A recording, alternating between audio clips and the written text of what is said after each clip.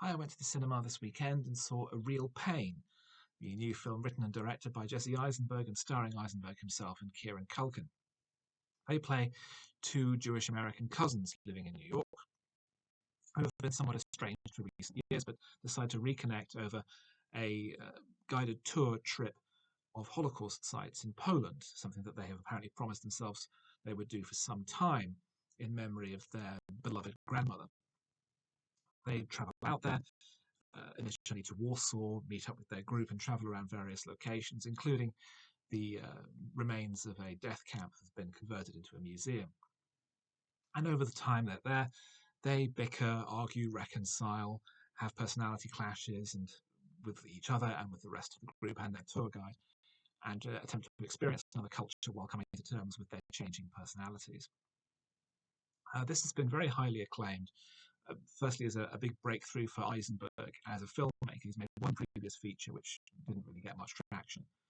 But also for Culkin, this is his first major film role in the wake of Succession, the TV series that turned him from being something of an also-ran into a major name. And his performance here is very similar to that of Roman Roy. He's a smart aleck. He says what everyone doesn't want to say. He's charming and charismatic and funny, but also obnoxious and as dislikable as he is likable.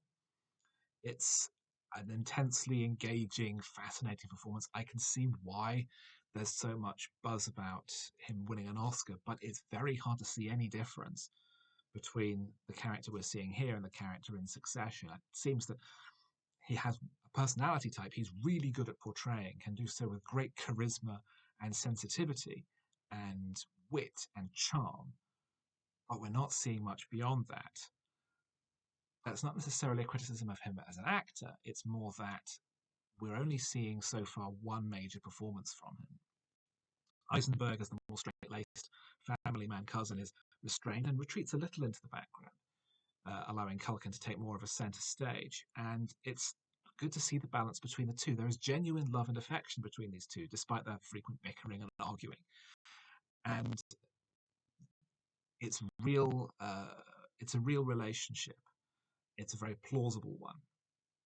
And the way that the characters relate to the other members of the tour group, I think, are very believable and engaging. At one point, Culkin's character starts an argument in the middle of a cemetery with their tour guide, who he feels is reading off too many facts and figures and not simply allowing the feelings to sit.